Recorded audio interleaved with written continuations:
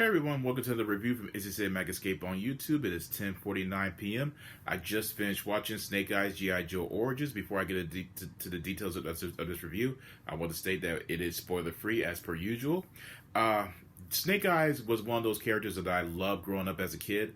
During my childhood era, I can remember being one of those kids who was desperately in need of the Snake Eyes live action figure. If you happen to have one of those toys growing up, talk about the Snake Eyes action figure, you were considered the cool kid amongst a group of kids who were playing with the G.I. Joe action figures. I watched the cartoon. I remember watching the animated film. Of course, much later on, years later, there was the 2 live-action films that's associated with the franchise. And it was one of those obsessions of mine during that period that I simply had to have anything and everything related to the G.I. Joe franchise. When it comes to origin stories, I've always been kind of leery on certain characters, mainly because it's always best to maintain that illusion, that imagination as to exactly what made the characters so unique and special. And Snake Eyes fits that to a T. We saw his origin in the first live-action film, and of course we saw him in the sequel. When it comes to him, it's not necessarily, given that he is the most recognizable and probably the most popular character from the action figure and of course the cartoon, I don't necessarily view him in the same line as, say, Wolverine, where there's a lot of history to go with that character. So given that I remember reading that he was receiving his solo film, I was a bit hesitant, needless to say. The character itself is played by Henry Golding, and this is exploring his past as far as him seeking revenge, his connection with the Yakuza, and of course his indoctrination within the way of the ninja and how he's immersed within the culture of being taken in after being the drifter for years on end while he's seeking revenge. Having said that, let me just go ahead and state that this is not your standard G.I. Joe film. And I don't mean that in a negative way. Now, you're probably asking yourself, or asking me rather, what do you mean by that? Well, what I mean is that if you're going in expecting this balls to the wall, 2-hour action extravaganza type of film, you're going to be disappointed, because it's not that type of film at all. It's a very slow build, quite methodical, very grounded, realistic, and you just find yourself much more immersed within the culture that they are presenting within you, for you, rather than just trying to give you some sort of spectacle. It's not to say that there's not any spectacle in this film. There is some in this film. There's quite a bit, actually. But it's not what you're expecting. It's not this 2-hour extravaganza film. So I just want to go ahead and state that. And I don't mean it in a negative way. So what did I think about this film? I did enjoy it. I thought Snake Eyes G.I. Joe Origins was a very methodical, great film that gave you some important insight within the character of Snake Eyes. With me personally, I've always been a fan of the imagery involved in ninjas. During my childhood, I was obsessed with ninjas, and I loved the whole martial arts connection within the art of jiu-jitsu. I loved the culture of Japan and just the imagery revolving around that country. I loved anything that's associated with the fact that they find ways to actually gravitate or captivate your attention with the whole concept of ninjas.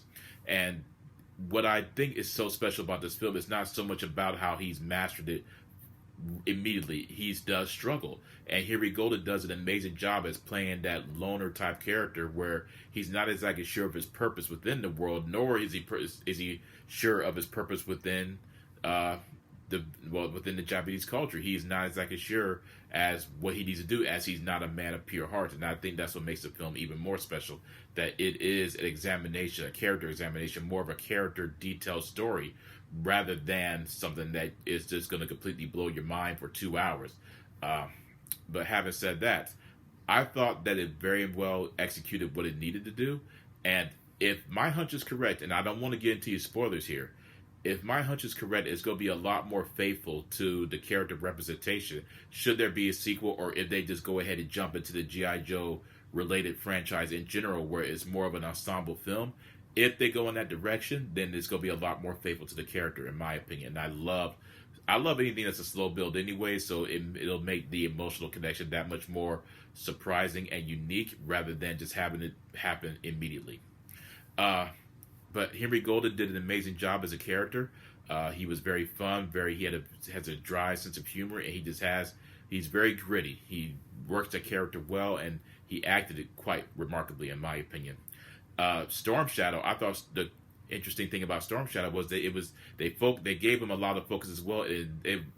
While there is a certain element behind characters just for being evil for the sake of being evil, I love how it's not so much with him being evil. There is a purpose for him being the way he is, and I love the connection between him and Snake Eyes in this story. So I can't wait to see exactly what they're going to do. Should there be a sequel involved with him as well?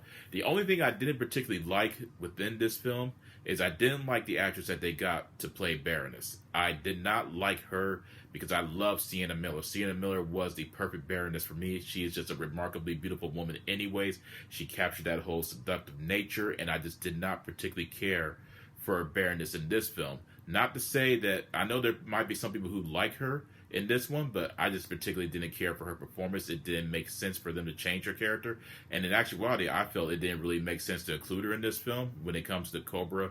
When it comes to Cobra, anyways. So, but that's neither here nor there. I would have preferred if they just simply had maybe Destro or Cobra Commander, but I can understand why they didn't include those two, simply because they are more of your big hitters when it comes to the Cobra sleeper cell units.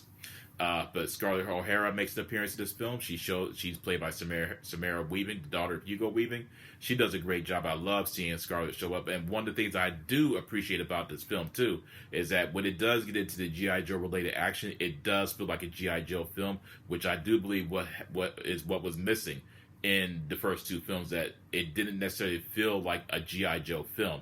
This, when it does get into that territory, it does feel like a G.I. Joe film.